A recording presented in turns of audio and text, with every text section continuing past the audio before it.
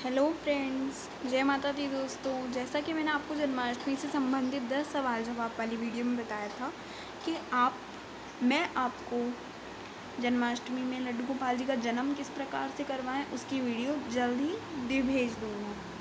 तो चलिए, लड्डू गोपाल जी का जन्म हमें इस प्रकार से करवाना है कि सर्वप्रथम हमें लड्डू गोपाल जी को सुबह सुबह उठाना है। अगर आपकी पहले से हैं, नए लाए हैं तो आप उनकी सीधा प्राण प्रतिष्ठा करें। जन्म प्राण प्रतिष्ठा वाले दिन नहीं होता है। पुराने वाले को आप क्या करें कि अगर आपके पास 2 लड्डू गोपाल, एक छोटे एक बड़े, तो छोटे वाले लें। नहीं है तो शालिग्राम जी ले सकते हैं। शालिग्राम जी या फिर लड्डू गोपाल बहुत छोटे हैं तो आप उनको खीरे के अंदर जन्म करवाएं, पर नहीं बड़े हैं तो आप उनको किसी बड़े फल के अंदर, मैं आपको बता देता हूँ कौन कौन से फल के अंदर। आप मतीरा ले सकते हैं। तरबूज तो इस टाइम आ नहीं रहा होगा, पर फिर भी आपको मिल जाएगा। अगर आप ऐसी ठंडी एरिया में रहते हैं तो आपको मिल जाएगा। और आप सीजनल फ्रूट्स के अंदर करवाएं। पपीता सबसे बेस्ट रहता है। पपीते के अंदर जन्म भी अच्छे से हो जाता है क्योंकि वो खोखला होता है पहले से। बाकी फ्रूट्स को अपन को खोखला करना पड़ता है। पपीते के अंदर आप एक चौकोर या फिर सर्कल कट लगाएं।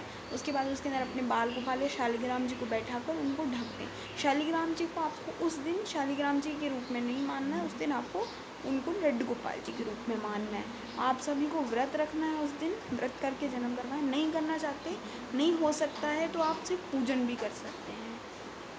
उसके बाद रात 7 बजे से आपको शाम की पूजा के से पहले 7 बजते ही आप उनको जो है फूलों की टोकरी के अंदर भी रख सकते हैं, फल के अंदर डाल देना। उसके बाद में उनको ढक के रख देना है किसी कपड़े से।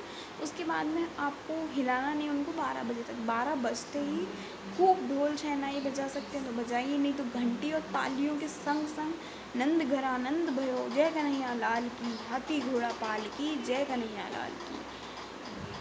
हाथी दीनी घोड़ा दीनी और दीनी पाल की, जय कन्हैया लाल की।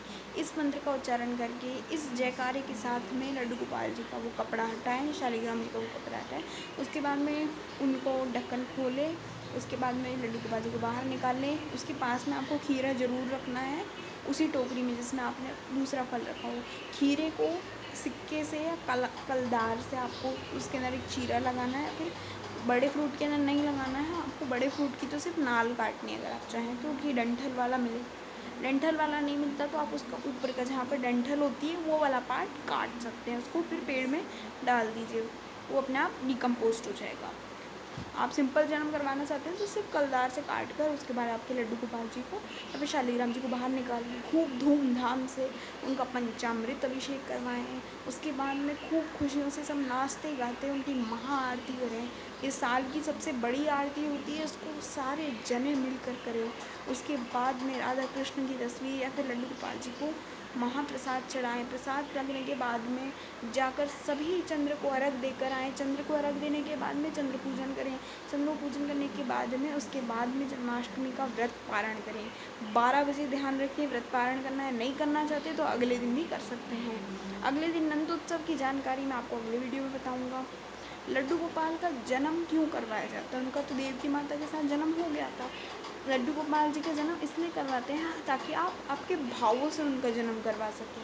अब हमने तो देखा नहीं है कि देवकी माता ने उनको कैसे जन्म लिया था, तो इसलिए आप उनको भावों से जन्म करवाना चाहते हैं तो आप इस तरीके से जन्म करवाएं, वो खूब धूमधाम से। बच्चा अगर कान्हा जी बन है तो उस बच्चे से आप कान्हा जी को झूला दिलवाएं, सब झूला दें, जोड़े के साथ में दे, है ना। पति पत्नी जोड़े के साथ में झूला है, बच्चे भाई बहन मिलके, भाई बहन सब सारे बच्चों को एक साथ झुलाएं। उसके बाद में खूब धूमधाम से ताली शोर शराबे के साथ में लड्डू गोपाल जी को खूब झूलन करें। दीपक आपको बड़ा रखना है, बड़ा नहीं होने देना है।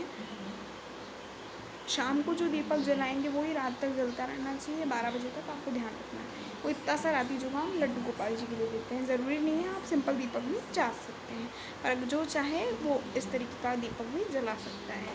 हमारे यहाँ तो इस तरीके का दीपक जलाते हैं। आपके यहाँ पे जैसा रिवाज हो आप वैसा भी कर सकते हैं। फिर हमारे जैसे ये दीपक भी जला सकते हैं जो कि शाम को जलेगा और रात तक जलता रहेगा। उसी दीपक से आपको आरती इत्यादि करनी है। तेल चेक करते रहिएगा। 12 बजने के बाद, कृष्ण जी का जन्म होने के बाद आरती तक आपको हिलाना नहीं है। हिलाना तो आपको सुबह तक नहीं है। अगर सुबह तक जलता रहता है बहुत ही अच्छी बात है, कोई दिक्कत नहीं, सुबह तक जलाना ज़रूरी नहीं है। तो नंद उत्सव के बाद में हम पाटा हटाएंगे। पाटा नंद उत्सव की पूरी विधि मैं आपको बता दूंगा। अगर आपने मंदिर में किया है तो मंदिर में ही नंद उत्सव करें, बाहर किया है पूजन, बाहर पाटा लगा के पूजन किया तो बाहर नंद उत्सव मनाएं। नंद उत्सव की सारी जानकारी मैं आपको दे दूँगा, पर सबसे पहले आपको मैं जन्माष्टमी की पूजन विधि बता देता हूँ। जन्माष्टमी की पूजन विधि में आपको सबसे पहले गणेश जी का ध्यान करके आए। गणेश जी की मूर्ति सुपारी को छींटा मारना है जल का, उसके बाद उनको हल्दी कुमकुम समर्पित करना है, मौली समर्पित करनी है, वस्त्र पहन सकती है मूर्ति आपकी, आप वस्त्र पहन सकते हैं उनको। उसके बाद में आप लड्डू गोपाल जी को अभिषेक करना है। सुबह की पूजा विधि में बता रहा हूँ। सुबह अभिषेक कराने के बाद अगर आपके पास फूल माला इत्यादि है तो समर्पित करें, नहीं है तो फूल ही सिर्फ समर्पित कर दे। फूल समर्पित होने के बाद में बाल गोपाल जी को झूले दे। सुबह देना ज़रूरी नहीं है, अगर आपके पास झूला उस टाइम पर अवेलेबल नहीं है। रात को तो झूला देना ज़रूरी है, पर रात को भी आप नहीं डाल पाएँ तो कोई दिक्कत नहीं है, आप सब हाथ में लेकर ही झूला दे सकते हैं उनको, हाथों में गोदी में खिला सकते हैं उनको। कुछ लोग कहते हैं कि हमारे यहाँ पे झूला देने का रिवाज नहीं है, तो उनके आपके बच्चों को झूला देने का रिवाज नहीं है, आप लड्डू गोपाल जी को झूला दे सकते हैं। सुलाए नहीं पर झूला दे। झूले के अंदर सुलाया नहीं जाता, हम भी थोड़ा ना सोते हैं झूले के अंदर, वो तो बैठने का झूला होता है। लड्डू गोपाल जी को झूला देने के बाद उसके बाद संध्या पूजा विधि। संध्या पूजा में आपको स्नान इत्यादि कुछ नहीं कराना है। अगर आप जन्म करवा रहे हैं तो टोकरी इत्यादि के अंदर आप जन्म करवा सकते हैं फूल वगैरह भर के। उसके बाद में जन्म होने के बाद में आप लड्डू गोपाल को जन्म करवाने के बाद में उसके बाद लड्डू गोपाल की खूब धूमधाम से पूजा इत्यादि करें। उसके बाद में फूल इत्यादि उनको समर्पित करें, पुष्प वर्षा करें। अगर आपके पास इतने पुष्प हैं तो, नहीं है तो कोई दिक्कत नहीं है। तो ये थी आप सभी के लिए लड्डू गोपाल की पूजा विधि। Thank you.